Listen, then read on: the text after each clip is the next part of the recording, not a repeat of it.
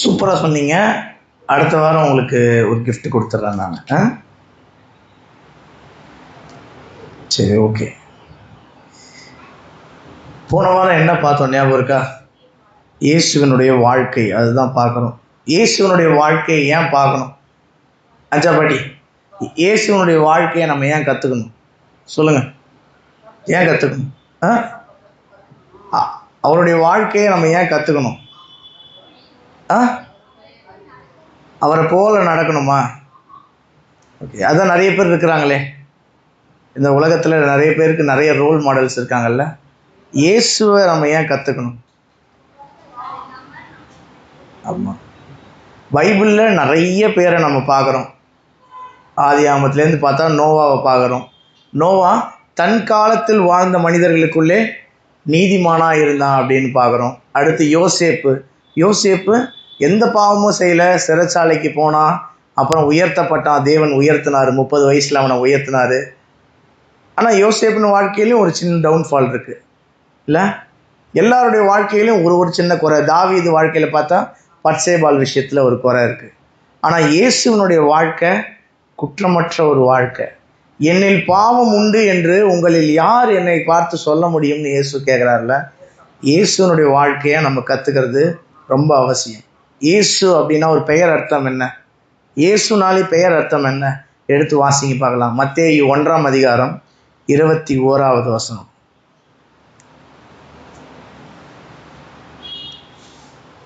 மத்தேயு 1:21. அவள் ஒரு குமாரனை பெறுவாள், அவருக்கு இயேசு என்று பெயரிடுவாயாக, ஏனெனில் அவர் தமது ஜனங்களின் பாவங்களை நீக்கி அவர்களை ரட்சிப்பார். இயேசுன்னா என்ன அர்த்தம்? ஜனங்கள் எல்லாருடைய பாவங்களை நீக்கி அவர்களை ரட்சிப்பார். இயேசு என்ற பெயர் அர்த்தமே ஜனங்களின் பாவங்களை நீக்கி ரட்சிப்பவர் தான். அப்போ இயேசுனுடைய வாழ்க்கையை நம்ம கற்றுக்கிறது ரொம்ப அவசியம். இயேசுனுடைய வாழ்க்கையை எங்கே கற்றுக்க முடியும்? ஸ்கூலுக்கு போனால் என்ன கற்றுக்கலாம்? 5வது கிளாஸ்னால் 5வது பாடம் சொல்லி தருவாங்க, 6வது பாடம் சொல்லி தருவாங்க. அப்போ இயேசுனுடைய வாழ்க்கையை எங்கே கற்றுக்கிறது? நம்ம கையில் இருக்க பைபிள் தான் இல்லை? இந்த பைபிளில் தான் நம்ம இயேசுவை கற்றுக்கொள்ள முடியும்ல. போன வாரம் நம்ம பார்த்தோம், மத்தேயு 11:28 பார்த்தோம். வருத்தப்பட்டு நீங்கள் எல்லாரும் என்னிடத்தில் வாருங்கள், நான் உங்களுக்கு இளைப்பாறுதல் தருவேன். எப்பொழுதுதான் இளைப்பாறுதல் கிடைக்கும்? அவர்கிட்ட போகும்போது. என்னிடத்தில் வாருங்கள், நான் உங்களுக்கு இளைப்பாறுதல் தருவேன். அடுத்த வசனம் வாசிங்களேன். சாந்தமும் மனத்தாழ்மையுமாய் இருக்கிறேன், என் நுகத்தை உங்கள் மேல் ஏற்றுக்கொண்டு என்னிடத்தில் கற்றுக்கொள்ளுங்கள். முதல் வசனத்தில் என்ன சொல்றாரு? என்னிடத்தில் வாருங்கள்னு சொல்றாரு. இந்த வசனத்துல என்னிடத்தில் கற்றுக்கொள்ளுங்கள். இயேசுவனிடத்தில் வருகிறவன் தான் என்ன பண்ண முடியும்? கற்றுக்கொள்ள முடியும். புரியுதா?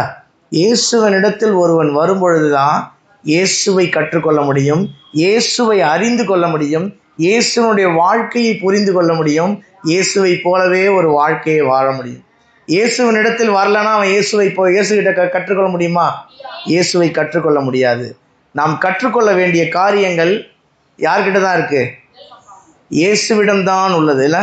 அப்படி சொல்றதை விட நாம் கற்றுக்கொள்ள வேண்டிய காரியங்கள் இயேசுவினிடம்தான் உள்ளது என்று சொல்றதை விட இயேசுவிடம் மட்டும்தான் உள்ளது. ஆமென். இல்லை, நாம் கற்றுக்கொள்ள வேண்டிய காரியங்கள், நம்ம வாழ்க்கைக்கு தேவையான எல்லா காரியமும் இயேசுவிடம்தான் உள்ளது என்று சொல்றதை விட இயேசுவிடம் மட்டும்தான் உள்ளது இல்லை?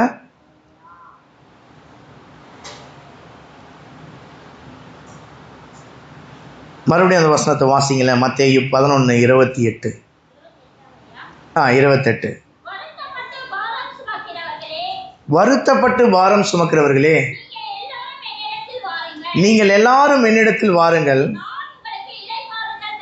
நான் உங்களுக்கு இளைப்பாறுதல் தருவேன். நீங்கள் என்னிடத்தில் வாருங்க, நான் உங்களுக்கு என்ன தரேன்? இளைப்பாறுதல். போன வாரம் நம்ம பார்த்தோம்ல, அந்த இளைப்பாறுதல்னா என்ன அர்த்தம்?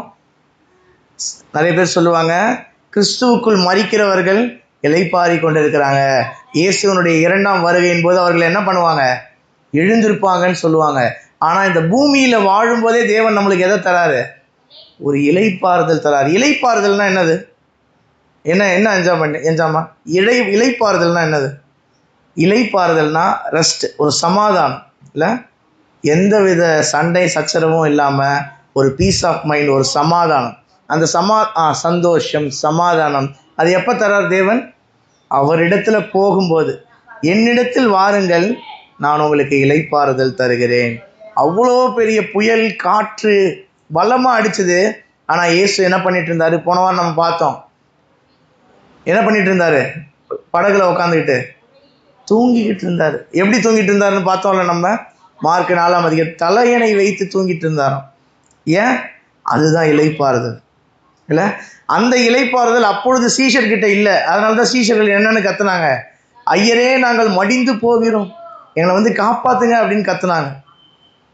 ஆனால் இயேசு உயிர் தெழுந்த பிறகு அப்போஸ்தலர்கள் ஊழியம் செய்யும் போது பேதுருவை அடுத்த நாள் கொல்ல போகிறாங்க. ஆனால் பேதுரு என்ன பண்ணிட்டு இருக்காரு? அடுத்த நாள் முந்தின நாள் நைட்டு தூங்கிட்டு இருக்காரு. அந்த இளைப்பாறுதலை பேதுரு பெற்றுக்கொண்டார்ல, அந்த சமாதானத்தை பேதுரு பெற்றுக்கொண்டார்ல. அந்த அந்த இளைப்பாறுதலை பெற்றுக்கொள்ளணும்னா யார்கிட்ட தான் போனோம்? என்னிடத்தில் வாருங்கள், நான் உங்களுக்கு இளைப்பாறுதல் தருகிறேன். நம் இயேசுவினிடத்தில் போனோம். இயேசுவினிடத்தில் போனால் என்ன பண்ணலாம்? என்னிடத்தில் வாருங்கள். அடுத்த வசனம் என்ன சொல்றாரு? என்னிடத்தில் கற்றுக்கொள்ளுங்கள். இயேசுவினிடத்தில் போய் தான் நாம் கற்றுக்கொள்ள வேண்டியல. படிக்கிறவங்களை இயேசு கூப்பிடல. யாரை கூப்பிடுறாங்க? வருத்தப்பட்டு பாரம் சுமக்கிறவர்களை கூப்பிடுறாங்க. இல்லை, படிக்க விரும்புகிறீங்களா? வாங்க, ஸ்கூலுக்கு வாங்க. டியானோ ஸ்கூல் இங்கே இருக்குது பக்கத்தில், இங்கே ஒரு ஸ்கூல். படிக்க விரும்புகிறவர்களை அவர் கூப்பிடல. வருத்தப்பட்டு பாரம் சுமக்கிறவர்களே இங்கே வாங்க, நான் உங்களுக்கு இளைப்பாறுதல் தரேன். இல்லை, இயேசு கூட எவ்வளோ பேர் இருந்தாங்க? கொஞ்ச நேரத்துக்கு முன்னாடி எவ்வளோ பாப்பா அழகாக சொன்னாங்க. எவ்வளோ பேர்? 12 சீஷர்கள் இருந்தாங்க. 70 பேர் இருந்தாங்க. அதில் எவ்வளோ பேர் இயேசு செலக்ட் பண்ணார்? 12 பேரை செலக்ட் பண்ணார். அந்த 12லேயும் ஒருத்தன் என்ன ஆகிட்டான்? இல்லை, துரோகியாக மாறி போயிட்டான், பிசாசாக மாறி போயிட்டான்ல. உங்களுக்குள் ஒருவன் பிசாசாக இருக்கிறான்னு இயேசுவே சொல்கிறார். இல்லை, அதுலேயும் ஒருத்தன் என்ன ஆகிட்டான்? கெட்டு போயிட்டான். இயேசு உயிர் தெழும்போது எவ்வளோ பேர் இருந்தாங்க தெரியுமாங்க? 500 பேர் இருந்தாங்க. எவ்வளோ பேர்? 500 பேர் இருந்தாங்க. அந்த 500 பேர்கிட்ட இயேசு என்ன சொல்கிறாரு? நீங்கள் எருசலேம்லேயே காத்துருங்க, எங்கேயும் போகாதீங்க, இங்கே இருங்க, உங்களுக்கு என்ன தரேன்? நான் பரிசுத்த ஆவியை தருகிறேன்னு சொன்னாங்க. ஆனால் பரிசுத்த ஆவியை பெற்றுக்கொள்ளும் போது அங்கே எவ்வளோ பேர் தான் இருந்தாங்க? மேல் வீட்டு அறையில் 120 பேர் தான். அப்போ 380 பேர் அவுட். இல்லை, இயேசுவினிடத்தில் கற்றுக்கொள்றது கம்மி தான். இயேசுவினிடம் பெற்றுக்கொள்கிறவங்க நிறைய பேர் இருப்பாங்க. எனக்கு ஜெபம் பண்ணுங்க ஐயா, எனக்கு ஒரு அற்புதம் வேணும், எனக்கு ஒரு வேலை கிடைக்கணும். வேலை கிடைச்சோன்னா அவன் சர்ச்சுக்கே வரமாட்டான். இல்லை, எனக்கு ஒரு அற்புதம் வேணும், எனக்கு ஒரு சுகம் வேணும். இயேசுவினிடத்தில் பெற்றுக்கொள்ளுகிறவர்கள் அநேகர், இயேசுவினிடத்தில் கற்றுக்கொள்ளுகிறவர்கள். ஞாயிற்றுக்கிழமை ஆராதனையும் வெட்னஸ்டே புதன்கிழமை பைபிள் ஸ்டடி நம்ம கம்பேர் பண்ணாலே தெரிஞ்சிடும். பெற்றுக்கொள்ளுகிறவர்கள், கற்றுக்கொள்ளுகிறவர்கள். நாம் கற்றுக்கொள்ளுகிறவர்களாக இருக்கிறோம்ல. அப்போ என்ன பண்ணணும்? விடாமல் கற்றுக்கொள்ளணும். இயேசுவனுடைய வாழ்க்கையில் நம்ம விடாமல் கற்றுக்கொள்ளணும். இயேசுனா பெயர் அர்த்தம் என்னன்னு பார்த்தோம்? தமது ஜனங்களுடைய பாவங்களை நீக்கி அவர்களை ரட்சிப்பார். மத்தேயு 1:21. அதுதான் இயேசுவனுடைய பெயர் காரணம். இல்லை, வேதத்தில் பல பரிசுத்தவான்கள் இருக்கிறாங்க. எல்லா பரிசுத்தவான்கள்லையும் நம்ம நிறைய காரியங்கள் கற்றுக்கொள்ளலாம். ஆனால் அவர்கள் எல்லா வாழ்க்கையிலும் இருக்கிற சின்ன சின்ன தப்பும் பைபிளில் குறிப்பிடப்பட்டிருக்கு. எனக்கு இந்த பைபிள் ரொம்ப பிடிக்கிறதுக்கு காரணமே என்ன தெரியுமா?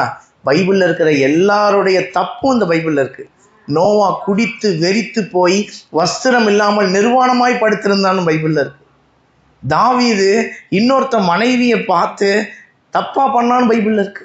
அதற்காக அவன் மனங்கசந்து அழுதான்னு டெடிக்கேட்டடாக சங்கீதம் 51 ஒரு அதிகாரமே இருக்குல்ல. எல்லாருடைய தப்பும் இந்த பைபிளில் இருக்குது. அதனால தான் இந்த பைபிள் ரொம்ப அழகான பைபிள். ஆனால் இயேசுவனுடைய வாழ்க்கையில் என்னிடத்தில் பாவம் உண்டென்று யார் சொல்ல முடியும்? இயேசு சேலஞ்சு கொடுக்குறாரு. இல்லை, இயேசுவை சிலுவையில் அறையும் போது என்ன தான் பண்ணாங்க? பொய் சாட்சி சொல்லி தான் சிலுவையில் அறைய வச்சாங்கல்ல. அதுதான் இயேசுவனுடைய வாழ்க்கை. அந்த இயேசுனுடைய வாழ்க்கையை தான் நம்ம கற்றுக்க போகிறோம். இயேசு பிறந்தார். இயேசு பிறந்த உடனே என்ன ஆச்சு பார்க்கலாமா? லூக்கா 2ஆம் அதிகாரம் எடுங்களேன். இயேசுவனுடைய வாழ்க்கையில் நம்ம கொஞ்சம் கொஞ்சமாக நம்ம கற்றுக்கொள்ள போகிறோம். லூக்கா 2ஆம் அதிகாரம்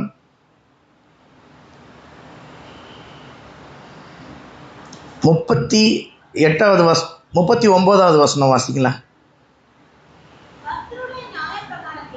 கர்த்தருடைய நியாயப்பிரமாணத்தின்படி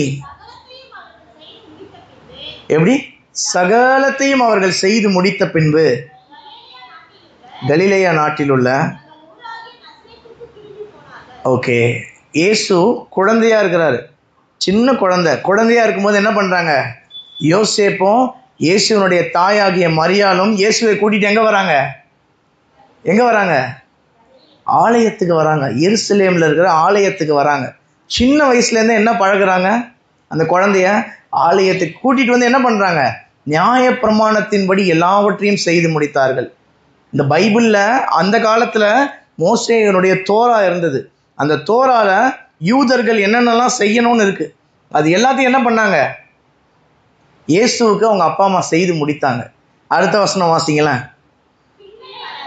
பிள்ளை வளர்ந்து ஆவியிலே பலன் கொண்டு ஞானத்தினால் நிறைந்தது, தேவனுடைய கிருபையும் இல்லை.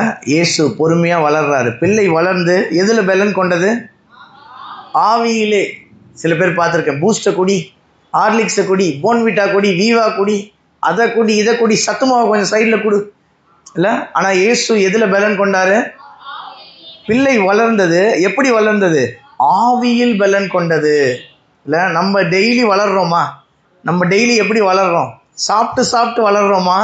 இல்லை வேதத்தை வாசித்து ஆவிக்குறை உணவுனால நம்ம வளர்றோமா? கிறிஸ்துவுக்குள்ளாக நம்ம வளர்றோமா? ஒரு வசனம் வாசிங்களேன். 2 சாமுவேல்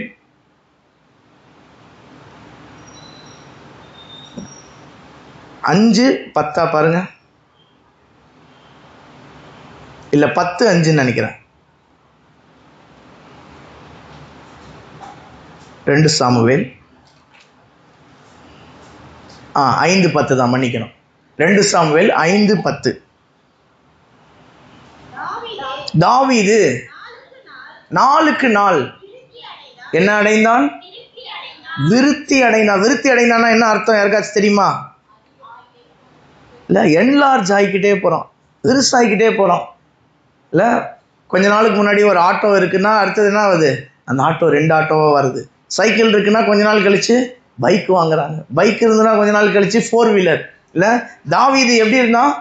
நாளுக்கு நாள் விருத்தி அடைந்தான். அவன் நாளுக்கு நாள் விருத்தி அடைய என்ன காரணம்? வாசிங்க. சேனைகளின் தேவனாகிய கர்த்தர் யாரோடு கூட? தாவீது நாளுக்கு நாள் விருத்தி அடைய என்ன காரணம்? சேனைகளின் தேவனாகிய கர்த்தர் அவனோடு இருந்தார். இங்க இயேசுவை பார்க்கிறோம். இயேசு பிறந்து தேவாலயத்துக்கு போனாங்க, நியாயப்பிரமாணத்தின்படி எல்லாவற்றையும் செய்து முடித்தாங்க. அதுக்கு அடுத்த வசனத்துல வாசிக்கிறோம், பிள்ளை வளர்ந்து ஆவியில் பலன் கொண்டு. அந்த வசனத்தை முடிச்சிருங்க பார்க்கலாம். பிள்ளை வளர்ந்து ஆவியில் பலன் கொண்டு ஞானத்தினால் நிறைந்தது, தேவனுடைய கிருபையும் இல்லை, தேவனுடைய கிருபையும் அவர் எல்லாமே நடக்குதுல்ல. இயேசுகிட்ட நம்ம கற்றுக்கிறது தான். இயேசுனுடைய வாழ்க்கையில இயேசு வளரும் போதே என்னவா வளர்ந்தாரு? ஆவியில் பலன் கொண்டு. இல்லை, நம்மளுடைய பசங்களை எப்படி வளர்க்குறோம்? இல்லை, அதெல்லாம் யோசிக்கணும். நம்ம ஆவியில் பலன் கொண்டு ஞானத்தினால் நிறைந்தது, தேவனுடைய கிருபை இயேசுவின் மேல் இருந்தது. தாவீது எப்படி இருந்தாரு? நாளுக்கு நாள் தேய்ந்து போனாரா? இல்லை, சில பேர் இந்த பழமொழி சொல்லுவாங்க, கழுதை தேஞ்சு என்னவாயிடுச்சான்? கழுதை தேஞ்சு கட்டரமா மாறிடுச்சான். அப்படிதான் சொல்லுவாங்க. கழுதை மேலே வெயிட் வச்சு அது நடந்து தேஞ்சு இப்போ என்னவாயிடுச்சு? கட்டரமா ஆயிடுச்சான். இல்லை, உழைச்சு துரும்பா போயிட்டேன் அப்படின்னு சொல்லுவாங்கல்ல. ஆனால் தாவீது நாளுக்கு நாள். நம்ம வாயில என்னென்ன மாதிரி வார்த்தை வருதுன்னு யோசிச்சு பாருங்களேன். நீதிமொழிகள் 18:21 வாசிக்கிறோம், மரணமும் ஜீவனும் நாவின் அதிகாரத்தில் இருக்கிறது. நம்ம பேசுகிற வார்த்தையில் ரொம்ப கேர்ஃபுல்லாக இருக்கணும். இல்லை, ஒரு நாயை பார்த்து ஜிம்மி அப்படின்னு கூப்பிடுவாங்க. ஆனால் பெத்த பையனை பார்த்து டே நாயவா. இல்லை, நம்ம வாயில் என்ன மாதிரி வார்த்தையை யூஸ் பண்ணுறோம்? Choice of words. பைபிள் சொல்லுது மரணமும் ஜீவனும் நாவின் அந்த வசனம் வாசிங்க பார்க்கலாம். நீதிமொழிகள் 18:21.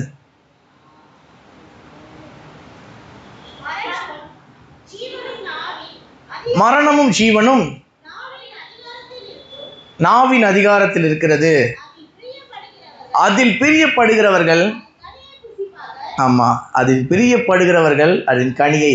மரணம் எங்கே தான் இருக்குது? நாவின் அதிகாரத்தில். ஜீவன் எங்கே தான் இருக்குது?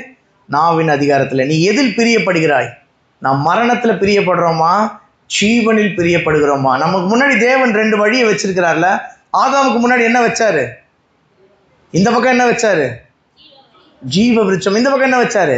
நன்மை தீமை அறியத்தக்க கனி. நீ எதை சூஸ் பண்ற? நீ எதை சூஸ் பண்றன்னு அவர் பார்க்கறாரு. நன்மை தீமை அறியத்தக்க கனி வைக்காம இருந்திருக்கான்ல தேவன். நான் சின்ன வயசுல பைபிள் படிக்கும் போது அதான் யோசிச்சேன். வச்சதுனால தான் அவன் தின்னான். வைக்காமலே தேவன் ஏன் இப்படி பண்ணாரு? அதனால தான் பாவம் வந்துச்சு, அதனால தான் பிசாசு வந்தான், அதனால தான் இருட்டு வருது, அதனால தான் நான் இருட்டுக்கு பயப்படுறேன்னு நான் சின்ன வயசுல யோசிச்சுட்டு இருந்தேன். ஆனால் தேவன் நம்மளுக்கு ஒரு சாய்ஸ் வச்சிருக்கிறார். மரணம் ஜீவன், மரண வழி ஜீவ வழி. எரேமியா 21:8 வாசிங்களேன். எரேமியா 21:8 நமக்கு முன்பாக வழிகளை வைத்திருக்கிறார் பாருங்களேன். 21:8 அதுவாக்கா இருக்கு? நான் தப்பா சொல்லிட்டேனா? எரேமியா அதான் அதான் இல்லை, அக்கா வாசிக்கிறது தான். என்ன என்ன என்ன வாசிக்கிறீங்க? அந்த வசனம் தான்க்கா. நீங்கள் தப்பாக எடுத்திருக்கீங்க போலக்கா. 21:8 வாசிங்க. பின்னையும் அவர், சத்தமாக வாசிங்க. பின்னையும் அவர் இந்த ஜனங்களை நோக்கி, இதோ நான் உங்களுக்கு முன்னே ஜீவ வழியையும் மரண வழியையும். என்ன வழி வைக்கிறாரு? ஜீவ வழி. நம்ம எந்த வழியை சூஸ் பண்ணுறோம்? இல்லை, ஃப்ரெண்ட்ஸு கூப்பிடுவாங்க, டே வாடா, ஒரு நாள் வாடா, ஜாலியாக இருக்கலாம். டெய்லி தானே ஸ்கூலுக்கு போகிற, ஒரு நாள் வாடா. இல்லை, நீ மரண வழியில் போகிறாயா இல்லை எங்கே வைக்கிறாராம்? எங்கே வைக்கிறாராம்? முன்னே வைக்கிறாராம், பின்னாடி இல்லை. இல்லை, இந்த பறவைகள் எல்லாம் பிடிப்பாங்க. அது எப்படி பிடிப்பாங்க? பறவைக்கே தெரியாமல் கண்ணி வச்சாதான் உண்டு, கல் எடுத்து அடித்தாதான் உண்டு. கண்ணுக்கு முன்னாடி அடித்தா என்ன ஆகிடும்? பறந்து போயிடும். தேவன் எங்கே வைக்கிறாரு? பின்னே வைக்கல, உனக்கு முன்னே ஜீவ வழி இதான்ப்பா, மரண வழி இதான்ப்பா, 2 வச்சிருக்கிறாரு. நம்ம எதை சூஸ் பண்ணுறோம்? இல்லை, நீதிமொழிகள் 21:8 வாசிச்சிட்டோம். நம்ம ஆல்ரெடி வாசிச்சிட்டோம். மரணமும் ஜீவனும் நாவின் அதிகாரத்தில் இருக்கிறது. இல்லை, இயேசு வளர்ந்து ஆவியில் பலன் கொண்டு ஞானத்தினால் நிறைந்தார். தேவ கிருபை அவர் மேலே இருந்தது. நம்ம மேலே தேவ கிருபை இருக்குதா? இல்லை தலையில் பேன் தான் இருக்குதா? இல்லை, தேவ கிருபை அவர் மேலே இருந்தது. அவர் சொல்றாரு, கர்த்தராகிய ஆவியானவர் என் மேல் இருக்கிறார். தரித்திரருக்கு எடுத்து வாசிங்க பார்க்கலாம். லூக்கா 4:18 வசனம். லூக்கா 4:18. கர்த்தருடைய ஆவியானவர் என் மேல் இருக்கிறார். லூக்கா 4:18. தரித்திரருக்கு ஃபர்ஸ்ட்லேருந்து வாசிங்க பார்க்கலாம். கர்த்தருடைய ஆவியானவர் யார் மேல் இருக்கிறார்? நம்மேல் என்ன இருக்கிறது? அப்ப இயேசு சொல்றாரு, தரித்திரருக்கு சுவிசேஷத்தை பிரசங்கிக்கும்படி அவர் என்னை அனுப்பினார். இல்லை, நம்மேல் என்ன இருக்குது? நம்மேல் கர்த்தருடைய ஆவி இருக்கிறாரா? இல்லை, நம்மை அவர் வழி நடத்துறாரா? நமக்கு பின்னாடி ஒரு சத்தம் கேட்குதா? நமக்கு முன்பாக என்ன வழி வச்சிருக்கிறாரு? ஜீவ வழி, மரண வழி. அன்னைக்கு ஆதாமுக்கு முன்னாடி என்ன வச்சாரு? ஜீவ விருட்சம், நன்மை தீமை அறியத்தக்க கனி. நீ எதை சூஸ் பண்ற? நான் பார்க்குறேன்னு மட்டும் சொல்ல. தினமும் மத்தியானம் வேலையில், பகலின் குளிர்ச்சியான வேலையில் தோட்டத்தில் உலாவுகிற அந்த தேவனோடு அவர்கள் உறவாடி கொண்டிருந்தார்கள். டெய்லி வந்து விசிட் பண்ணுவார், டெய்லி பார்த்துக்கிட்டே தான் இருக்காரு. ஆனாலும் ஆதாம் என்ன பண்ணிட்டான்? ஆதாமும் ஏவாளும் அந்த எதை செய்யக்கூடாதுன்னு சொன்னாரோ அதை தான் செஞ்சாங்க. இல்லை, நமக்கு முன்பாக என்ன வச்சிருக்கிறாரு? இப்போ ஜீவ வழி, மரண வழி வச்சிருக்கிறாரு. நம்ம இயேசுவினுடைய வாழ்க்கையில கற்றுக்கொள்றது என்னது? இயேசு எப்படி வளர்ந்தாரு? சாப்பிட்டு வளர்ந்தாரா? ஆவியில் பலன் கொண்டு. இல்லை, தாவீதை கொடுத்து வாசிச்சோம் நம்ம 2 சாமுவேல் 10:5. தாவீது 4. அந்த விருத்தின்ற வார்த்தைக்கு எவ்வளோ என்ன அர்த்தம் தெரியுமா? அது பெரிய ஆசீர்வாதம். அது விருத்தின்ற வார்த்தை பெரிய ஆசீர்வாதம். விருத்தி அடைந்தான்னா நிறைய வந்திருக்குது போல தாவீதுக்கு. ஏன்? சேனைகளின் கர்த்தர் அவனோடு. அதுதான் முக்கியம். இன்னொரு வசனம் வாசிங்களேன். 1 சாமுவேல் 16ஆம் அதிகாரம், அதுலேயும் தாவீதை பற்றி தான். 1 சாமுவேல் 16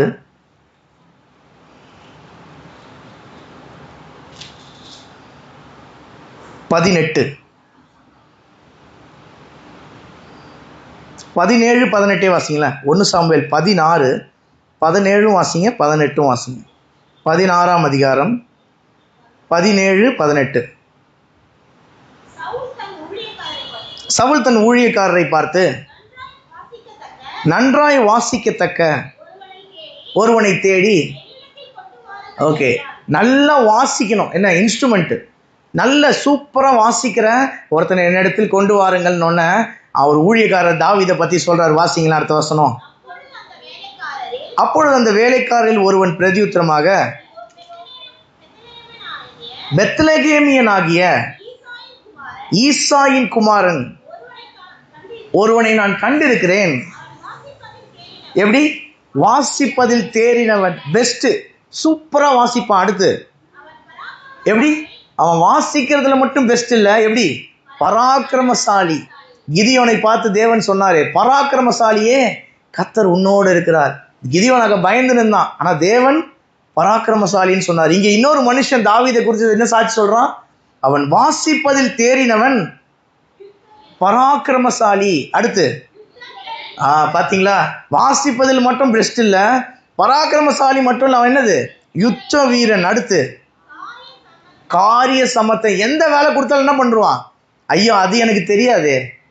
எங்கள் வீட்டில் வால்பேப்பர் ஒட்டினோம். நாங்கள் என்ன ஒட்டினோம்? வால்பேப்பர். பின்னாடி நான் வீடியோவுக்கு போடுறதுக்காக வால்பேப்பர் ஒட்டினோம். அப்போ என் ஒய்ஃப்கிட்ட நான் சொல்லிட்டேன், அம்மா இது ஒட்டும்போது எனக்கு தெரியாது, நான் தப்பாக ஓட்டிட்டேன்னா பிரச்சனையாகிடும், நீங்களே இந்த வேலையை பார்த்துக்கோங்க. நான் ஏணியில் ஏறுறது, கட்டிங் பண்ணுறது எல்லாமே நான் பண்ணிடுறேன், பேட்ச் ஒர்க்லாம் நான் பண்ணிடுறேன். ஆனால் ஃபுல் டைல் யார் தான் ஒட்டணும்? நீங்கள் தான் ஒட்டணும். ஏன்னா அவங்க அந்த வேலைலாம் பண்ணியிருக்காங்க முன்னாடி அவங்க அப்பாவோட இணைந்து. அதனால் அவங்க காரிய சமர்த்தன்னு எனக்கு தெரியும். அதனால் அவங்கக்கிட்ட அந்த வேலையை கொடுத்துட்டேன். தாவீதை பற்றி சொல்கிறாங்க, வாசிப்பதில் பெஸ்ட்டு, பராக்கிரமசாலி, யுத்த வீரன். அடுத்துனது காரிய சமர்த்தன். அப்புறம் எப்படி? யோசிச்சு பாருங்களேன். யுத்த வீரன் சௌந்தரியம் உள்ளவனா இருப்பானா? நல்ல மண்ணுலையும் புழுதிலையும் போய் சண்டை போட்டால் எப்படி இருப்பான்? நல்ல அழுக்கு பிடிச்சவன். ஆனால் எப்படி இருக்கிறான் இவன்? வாசிப்பதில் தேறினவன். அடுத்து பராக்கிரமசாலி. அடுத்து யுத்த வீரன். அடுத்து காரிய சமர்த்தன். அடுத்து அழகானவன், சௌந்தரியம் உள்ளவன். அடுத்து இது எல்லாத்துக்கும் காரணம் என்னது? நம்மோடு கர்த்தர் இருக்கிறாரா? இல்ல, தாவீது நாளுக்கு நாள் விருத்தி அடைய காரணம் சேனைகளின் கர்த்தர். அந்த வார்த்தை, அந்த நாமத்தை வாய்த்தன்னு சொல்லுங்களேன். சேனைகளின் கர்த்தர், சேனைகளின் கர்த்தர். ஏன் தெரியுமா? ஏசாயா 6ஆம் அதிகாரத்தில் வாசிக்கிறோம். 6:3 பாருங்க பார்க்கலாம். அந்த நாமம் ரொம்ப வல்லமையான ஒரு நாமம். எடுத்து வாசிங்க. ஏசாயா 6:3 வசனம்.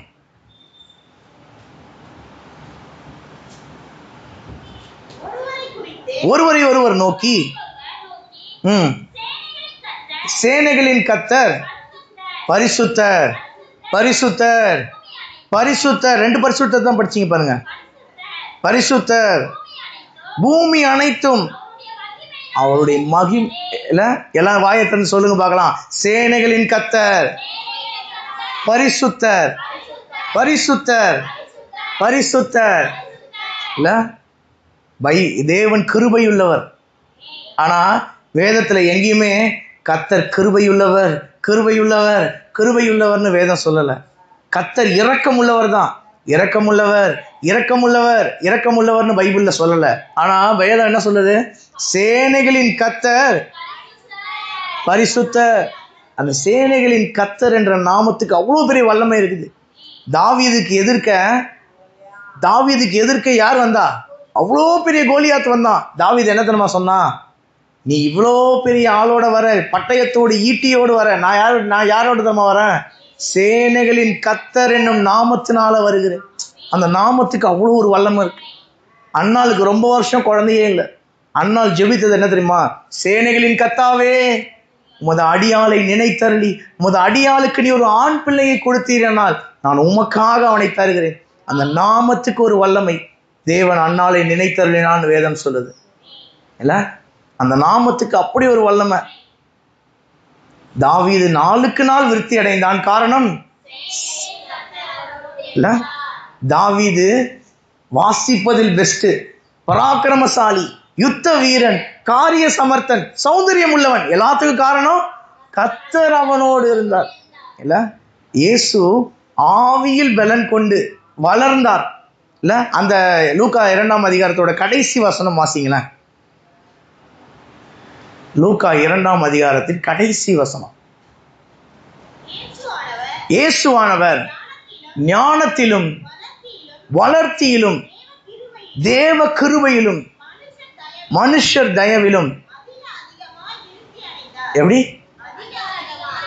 தாவீது விருத்தி அடைந்ததையே நம்ம எவ்வளவு சூப்பரா பேசிட்டு இருக்கோம்ல. விருத்தின்ற வார்த்தை ரொம்ப ஒரு பெரிய வார்த்தை, அது ஒரு பெரிய ஆசீர்வாதம். ஆனா இயேசுக்கு என்ன கொடுக்கப்பட்டிருக்கு? அதிகமாய் விருத்தி அடைந்தார்னு கொடுக்கல. விருத்தியே ஃபர்ஸ்ட் பெருசு. கவனிக்கிறீங்களா? என்ன விருத்தி அடைந்தார்ன்றதே பெரிய விஷயம், அதிகமாய் விருத்தி அடைந்தார்னா ரொம்ப பெரிய விஷயம். ஆனா வேதம் சொல்லுகிறது அதிகமாய் விருத்தி அடைந்தார். இதுதான் இயேசுனுடைய வாழ்க்கையில நம்ம கற்றுக்கொள்ள வேண்டியது. ஞானத்திலும் வளர்த்தியிலும் தேவ கிருபையிலும் மனுஷர் தய. எல்லா ஆஸ்பெக்ட்லயும் ஒரு ஸ்கொயர் எடுத்துக்கோங்களேன். ஒரு ஒரு சதுரம். தமிழ்ல ஒரு சதுரத்துக்கு எவ்வளவு மூளை இருக்கு? 4 மூளை. எல்லா மூளையும் அவர் ஃபுல்ஃபில் பண்றாரு பாருங்களேன். ஞானம், வளர்த்தி, தேவ கிருபை, மனுஷர் தயவு, எல்லா இடத்துலையும் ஒரு இடத்துல கொஞ்சம் கூட சொனங்கி போல, எல்லாவற்றிலேயும் அதிகமாய் விருத்தி அடைந்தார். நாளுக்கு நாள். தாவீது எப்படி நாளுக்கு நாள்? இன்னொரு வசனம் வாசிங்களேன். ஆதியாகமம் 26:13. அங்க ஒருத்தர் பூர்த்தி பார்க்கிறோம் பாருங்களேன். ஆதியாகமம் 26:13.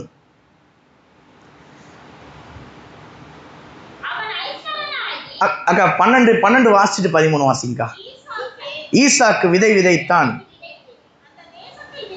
அந்த தேசத்தில் விதை விதைத்தான், கர்த்தர் அவனை ஆசீர்வதித்ததினால் அந்த வருஷத்தில் 100 மடங்கு பலன் அடைந்தான். எப்படியானா ஐஸ்வர்யவானாகி எப்படி அடைந்தான்? வர வர வர விருத்தி அடைந்து இல்ல, வர வர விருத்தி அடைந்துகிட்டு. ஏன்? அதுக்கு முந்தின வசனம் வாசிக்கிறோம். கர்த்தர் அவனை ஆசீர்வதித்ததினால் இல்ல. நீதிமொழிகள்ல ஞானி சொல்றாரு, கர்த்தருடைய ஆசீர்வாதமே ஐஸ்வர்யத்தை தரும். அதோட அவர் வேதனையை கூட்டார். நம்மளாம் ஐஸ்வர்யத்தை தேடி போனோம்னா அது என்ன ஆயிடும்? கைப்பாடாய் சேர்த்தது ஒரு நாள் போயிடும். ஆனால் கர்த்தருடைய ஆசீர்வாதம் ஒரு மனிதனை மகா பெரியவனான ஈசாக்கை குறித்து வாசிக்கிறோம். அந்த மாதிரி மகா பெரியவனாக மாறுவோம். எப்ப? கர்த்தர் நம்மோடு, சேனைகளின் கர்த்தர் நம்மோடு இருக்கும்போது இல்ல. இயேசு எப்படி வளர்ந்தார்? ஆவியில் பலன் கொண்டு. நாம் ஆவியில பலன் கொள்றோமா? ஆவினா என்னது? இந்த மூக்கு அடைப்பு, ஜலதோஷம் பிடிக்கும் போது ஆவி பிடிப்பாங்களே, அந்த ஆவியா? அது கெட்ட ஆவி. தூங்கும் போது என்ன வரும்? அது கொட்ட ஆவி. அப்ப இது என்ன ஆவி? தேவ ஆவியானவர். தேவ ஆவியானவர் இல்ல. லூக்கா 4:1 வாசிக்கிறோம். வாசிங்களா அது மாத்திரம். லூக்கா 4:1. பரிசுத்த ஆவியினாலே. கவனிங்களேன், இயேசு எதுல நிறைந்தாரு? பரிசுத்த ஆவியினால் நிறைந்து. வாசிங்க. ஓகே. ஆவியானவராலே. கவனிக்கிறீங்களா? எதனால நிறைந்தாரு? பரிசுத்த ஆவியினால் உள்ள நிறைஞ்சிட்டாரு. இப்ப எதனால கொண்டு போகப்படுறாரு? ஆவியானவரால இல்ல. உள்ளுக்குள்ள நாம் ஆவியினால் நிறைந்தால்தான் யாருடைய வழிநடத்துதல் கிடைக்கும்? ஆவியானவர் இல்ல. ஆவியானவர் எங்க கூட்டிட்டு போறாரு? வனாந்தரத்துக்கு. அதுக்கு முன்னாடி எதனால நிறையப்பட்டாரு? ஆவியினால நிறைந்தார் இல்ல. நமக்குள்ள அந்த பரிசுத்த ஆவியானவர், அந்த கைடன்ஸ் இருக்கணும் இல்ல. முன்னாடி என்ன வழி வச்சிருக்கிறாரு? ஜீவ வழி, மரண வழி. 2 வழி வச்சிருக்காரு. எல்லாருக்குமே வச்சிருக்கிறார். நீ எதை சூஸ் பண்றியோ சூஸ் பண்ணு. அதான் நீ எதை சூஸ் பண்றியோ முன்னாடி 2 வழி வச்சிருக்கிறார். எதை நீ சூஸ் பண்றன்னு அவர் பார்த்துக்கிட்டு இருக்கிறாரு. ஆதாம் கிட்ட சொல்லிருக்கலாம், அவருக்கு தெரியாமையா இருக்கும் இல்ல. ஏவாள் பழத்தை போய் பறிக்கும் போது அவருக்கு தெரியாமையா இருந்திருக்கும். பழத்தை பறித்து கடிக்கும்போது தெரியாமையா இருந்திருக்கும் இல்லை? அவருக்கு எல்லாமே தெரியும். இன்னொரு அந்த அந்த அதிகாரத்தில் ரொம்ப பியூட்டிஃபுல்லாக ஒன்று இருக்கும். 4:7 வாசிங்களா? ஆதியாகமம் 4:7.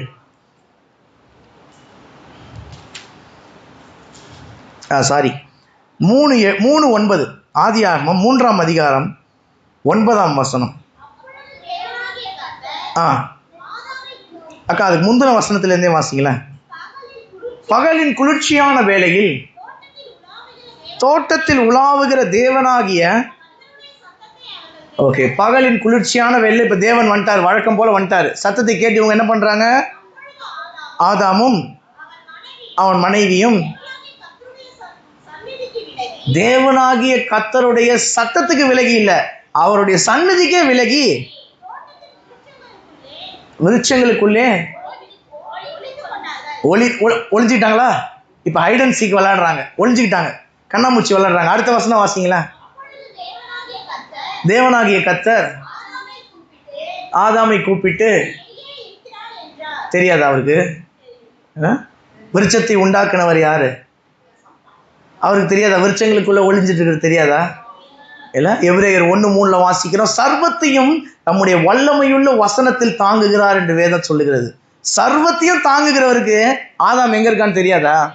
அப்ப எது கேட்கிறாரு? ஆதாம், இங்கிலீஷ்ல சொல்லுவாங்க, it's not about the question of location, it's about the question of position. இல்ல, லொகேஷன், நீ எந்த இடத்துல இருக்கிறன்னு அவர் கேட்கல, நீ எந்த நிலைமையில இருக்கிறன்னு கேட்கிறார். இல்ல, ஆதாமே நீ எங்க இருக்க? நான் உன்னை எந்த இடத்துல வச்சேன் தெரியுமா? நான் உன்னை எந்த இடத்துல வச்சேன் தெரியுமா? இப்ப நீ எங்க இருக்கிற? இப்ப நீ எங்க இருக்கிற?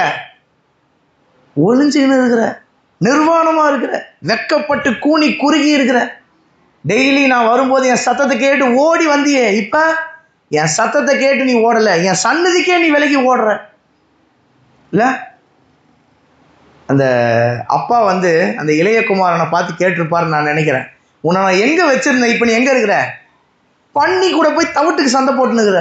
இல்ல, பன்னி சாப்பிட்ற அந்த தவிட்டுக்கு சண்டை போட்டுன்னு இருக்கிற, நான் உன்னை எங்க வச்சிருந்தேன்? அதே தான் நம்மளை பார்த்து கேட்கிறேன். நமக்கு முன்பாக 2 வழி வச்சிருக்கிறார், ஜீவ வழி, மரண வழி. ஆதாமே நீ எங்கே? அவருக்கு தெரியாதா? நீ பாதாளத்தில் நீ போய் படுக்கை போட்டாலும் அது அவர் அறிவார். சங்கீதம் 139 வாசிக்கிறோம். வாசிச்சிடுறீங்களா? வாசிங்க பார்க்கலாம். சங்கீதம் 139 7 8 பாருங்க. யார் ஃபர்ஸ்ட் எடுக்கிறீங்க? 8. நான் வானத்துக்கு ஏறினாலும் நீர் அங்கே இருக்கிறீர்.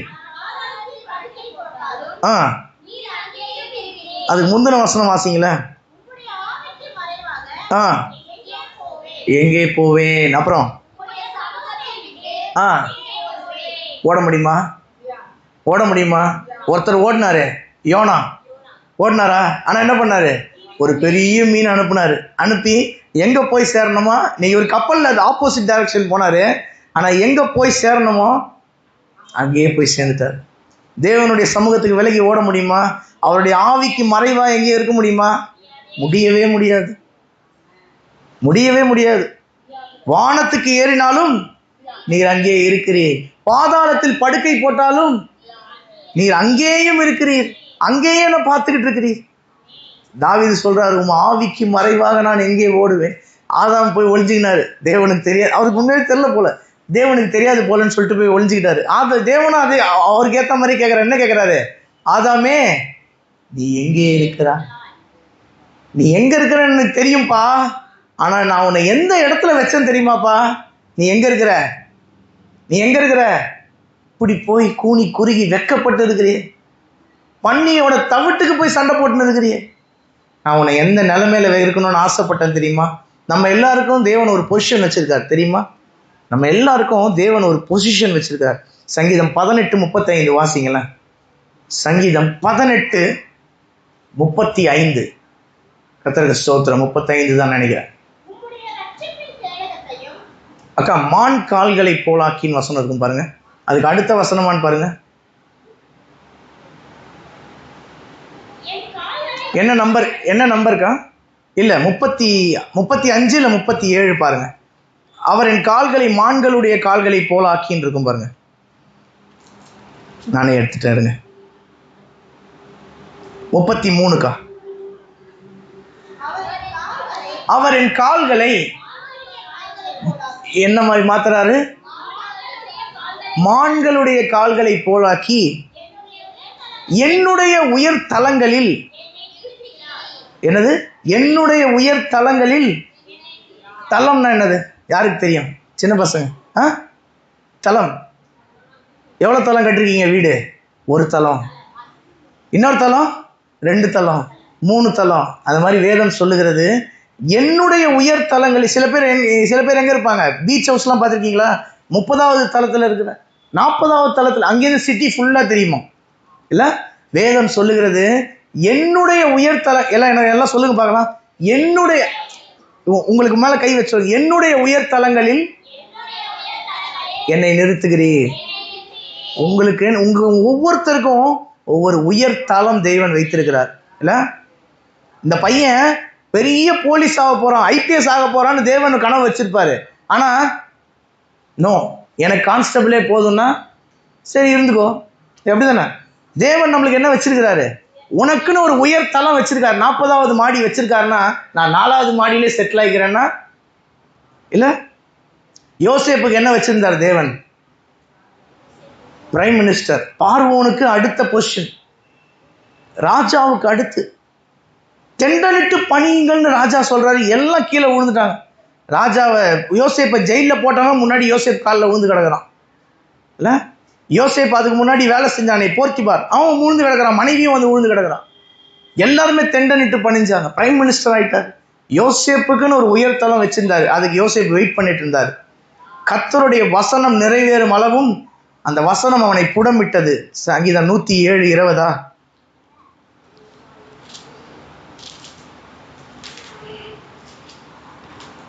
கர்த்தருக்கு ஸ்தோத்திரம்.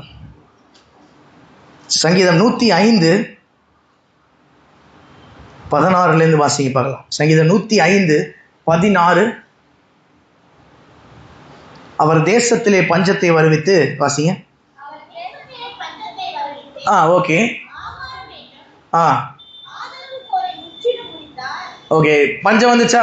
யோசேப் டைம்ல பஞ்சம் வருவித்து ஆகாரம் என்னும் ஆதரவு கொலை முற்றிலும் முறித்தார். அவர்களுக்கு முன்னாலே ஒரு புருஷனை எகிப்துக்கு அனுப்பினார். ஓகே, எங்க ஒடுக்குனாங்க? ஜெயில ஒடுக்குனாங்களா? அப்புறம் இரும்பு சிறைக்குள்ளாக அவன் பிராணன் அடைப்பட்டிருந்ததா? அடுத்து கர்த்தர் சொன்ன வார்த்தை யோசேப்பினுடைய வாழ்க்கையில் நிறைவேறும் அளவும், இல்ல, வசனம் ஒரு மனிதனை புடமிடுகிறது என்றால் ஸ்தோத்திரம் சொல்லணும். இல்ல, சில சோதனை காலம் வரும். ஆனா அந்த சோதனை யார் அனுமதித்தது? தேவன் அனுமதித்தது நம்முடைய வாழ்க்கையில. எதுக்கு புடமிட்டாதான் தங்கம் என்னவாகும்? ரொம்ப பிரகாசமா, ரொம்ப இன்னும் பியூரஸ்டா மாறும்ல. சங்கீதம் 6:12 வாசிக்கிறோம். வெள்ளி வாசிங்கா. சங்கீதம் 6:12 7 தரம். Yes, correct. மண் குகையில்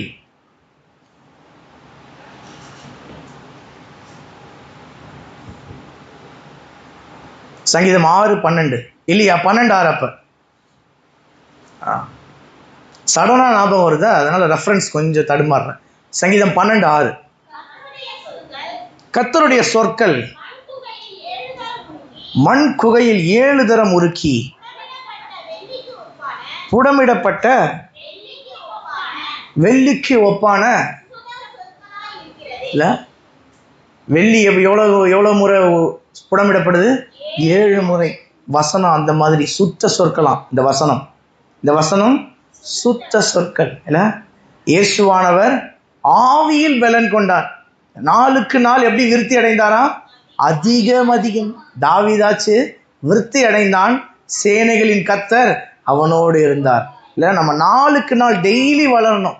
அனுதினமும் இந்த மன்னாவை நம்ம வாசிக்கணும். இந்த மன்னாவை நம்ம நேசிக்கணும்.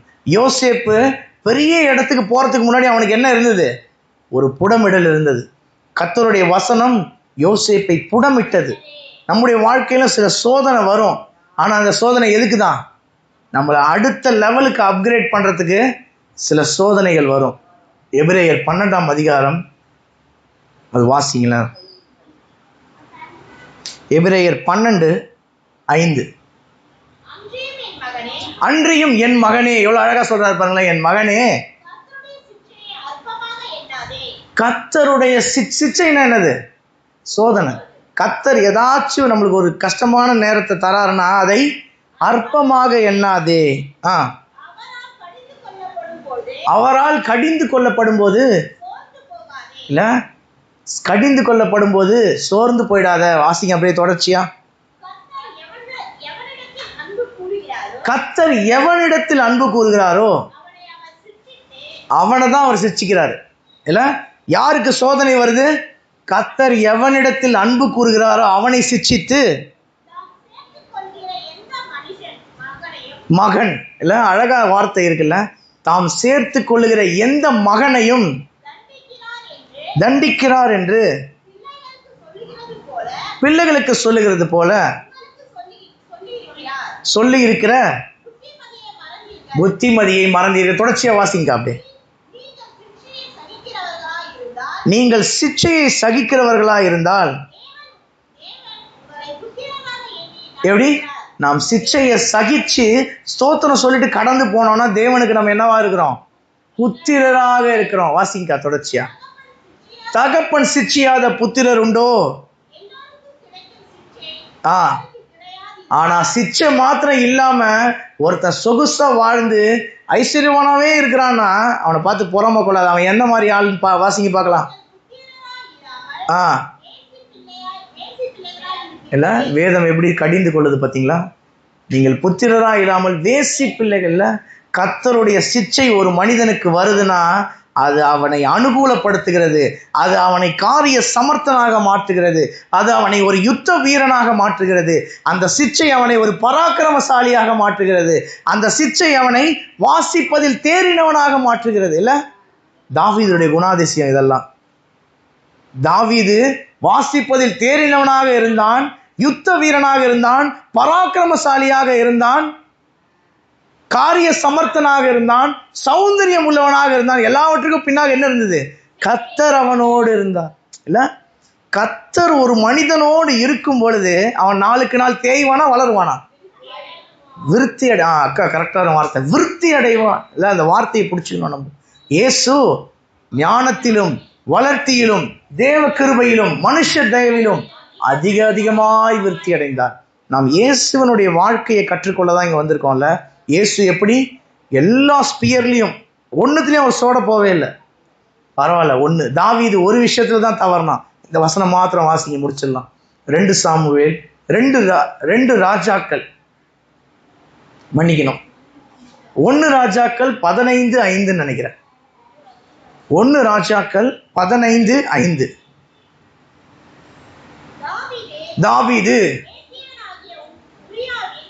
தாவீது ஏத்தியனாகிய உரியாவின் சங்கதி ஒன்று தவிர கர்த்தர் தனக்கு கட்டளையிட்ட உயிரோடு இருந்த நாளெல்லாம் ஒன்றையும் விட்டு விலகாமல். இல்ல, தாவீது எதை தவிர? ஏத்தியனாகிய உரியாவின் சங்கதி ஒன்று தவிர. அது என்ன விஷயம்? அது உரியாவின் மனைவி தான் பத்சேபாள். இல்ல, அந்த ஒரு சங்கதி தவிர தாவீது செம்மையானது. அந்த ஒரு விஷயத்துல கோட்டை விட்டான் தாவீது. ஆனா இயேசு எப்படி? எல்லா ஸ்பியர்லையும் ஃபுல்ஃபில், எதுலையுமே குறை இல்லை. அதிகம் அதிகம் அதிகம் அதிகம். நம்முடைய வாழ்க்கையிலும் கர்த்தர் நம்மோடு இருந்தா, இன்னும் சொல்லணும்னா சேனைகளின் கர்த்தர் நம்மோடு இருந்தா நாம் எல்லா விஷயத்திலும் எப்படிதான் ஆவோம்? விருத்தி அடைவோம். நாளுக்கு நாள் ஈசாக்கை குறித்து வாசிச்சோம்ல, அவன் வர வர வர வர ஐஸ்வர்யனாகி விருத்தி அடைந்து மகா பெரியவனானான். காரணம், கர்த்தர் அவனை ஆசீர்வதித்தார். பஞ்ச காலத்துல இருக்கலாம், கஷ்ட காலத்துல இருக்கலாம், ஆனா கர்த்தர் ஒரு மனுஷனோடு இருந்தால் நம்முடைய நம்பிக்கை யார் மேலதான் இருக்கணும்? கர்த்தர் மேலதான் இருக்கணும். எரேமியா 17:7 வாசிங்க பார்க்கலாம். எரேமியா 17:7. 7.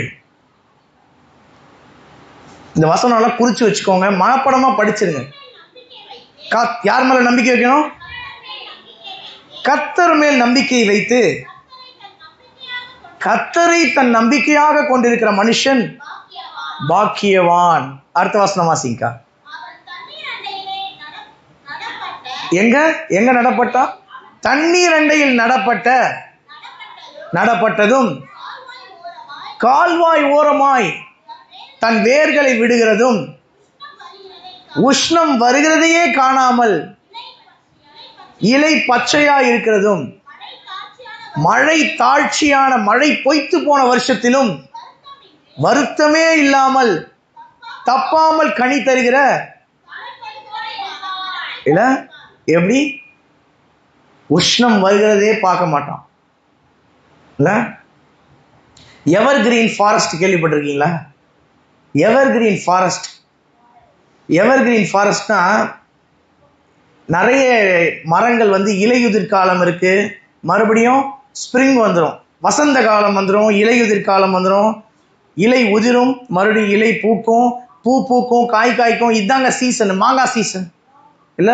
பங்கனப்பள்ளி மாங்காய் வாங்கிடுவாங்க இல்ல. எல்லாத்துக்கும் ஒரு சீசன் இருக்கு. ஆனா எவர் கிரீன் ஃபாரஸ்ட் 364 இலை பச்சையா இருக்கும். அது கீழே வெயிலே உள்ள வராதான். மேல வெயில் 12 மணி வெயில், ஆனா கீழே நின்னோன்னா குளிர்ச்சியா இருக்கும், வெயிலே வராது. காரணம் வெயில் சன் ரேஸ் கூட உள்ள வராதான். அதுதான் இலை தாட்சியான இல்ல. இலை பச்சையா இருக்கிறது. வேர் எங்க விடுது? கால்வாய் ஓரமாய் தன் வேர்களை விடுகிறதும் மழை பொய்த்து போன வருஷத்திலும் தப்பாமல் கனி கொடுப்பான். மழையே பெஞ்சிருக்காது இல்ல, மழை பொய்ச்சு போயிடுச்சுங்க, மழை வரலங்க. அதனால தாங்க இந்த பயிரெல்லாம் ரொம்ப வாடி போயிடுச்சு இல்ல, சரியான அறுவடை இல்லை அப்படின்லாம் சொல்லுவாங்க. ஆனா இந்த வசனம் சொல்லுது, கர்த்தர் மேல் ஒரு மனுஷன் நம்பிக்கை வைத்தால் மழை தாட்சியான வருஷத்திலும் தப்பாமல் கனி தருகிற நல்ல மரத்தை போல இருப்பான் இல்ல. அதுதான் சேனைகளின் கர்த்தர் ஒருவனோடு இருந்தால் அந்த வாழ்க்கை இப்படிதான் இருக்கும் இல்ல. சேனைகளின் கர்த்தர் நம்மோடு இருக்கணும்னா வர நாளுக்கு நாள் நம்ம டெய்லி இந்த வேதத்தை வாசிக்கணும்.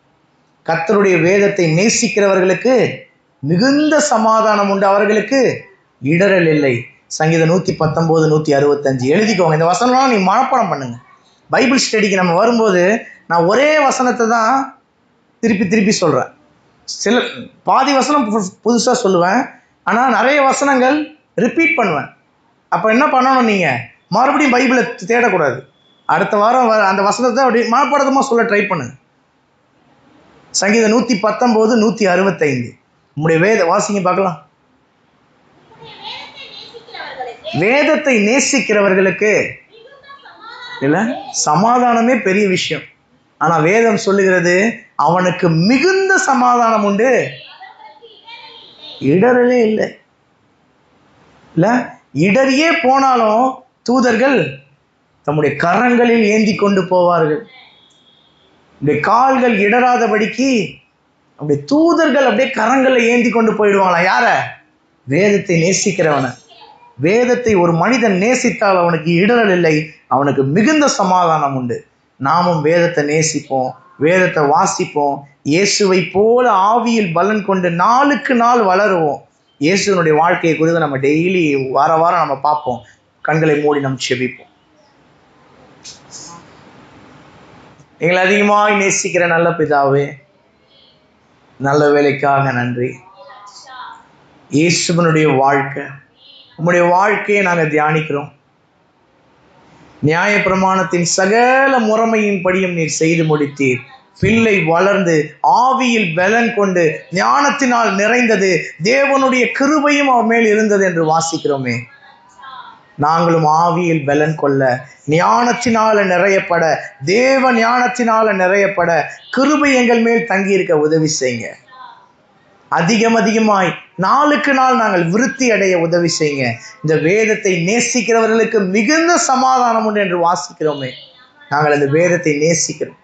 இந்த வேதத்தை நாங்கள் இன்னும் அதிகமாக நேசிக்க, அதிகமாக இந்த வேதத்தை நாங்கள் கற்றுக்கொள்ள உதவி செய்யுங்க.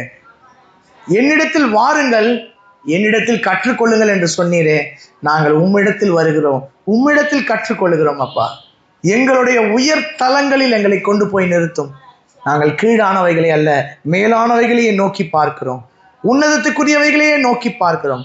உன்னத மகிமையினால, ஆவிக்குரிய ஆசீர்வாதங்களினால எங்களை நிரப்புங்க, எங்களை நடத்துங்க. உம்முடைய கோலும் உம்முடைய தடியும் எங்களை தேற்றட்டும். நன்மையும் கிருபையும் எங்களை தொடரட்டும்.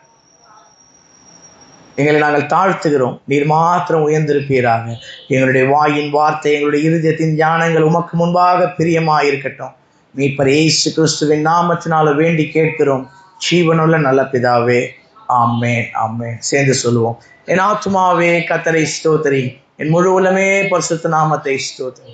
என் ஆத்துமாவே கர்த்தரை ஸ்தோத்திரி, அவர் செய்த சகல உபகாரங்களையும் மறவார். நம்முடைய கர்த்தராகிய இயேசு கிறிஸ்துவினுடைய கிருபை, பிதாவாகிய தேவனுடைய அன்பு, பரிசுத்த ஆவியானவருடைய ஐக்கியம், வழிநடத்தல், பாதுகாப்பு, பராமரிப்பு நம் அனைவரோடும் என்னாலும் எப்போதும் கிறிஸ்துவின் வருகை பரியந்தம் இருப்பதா.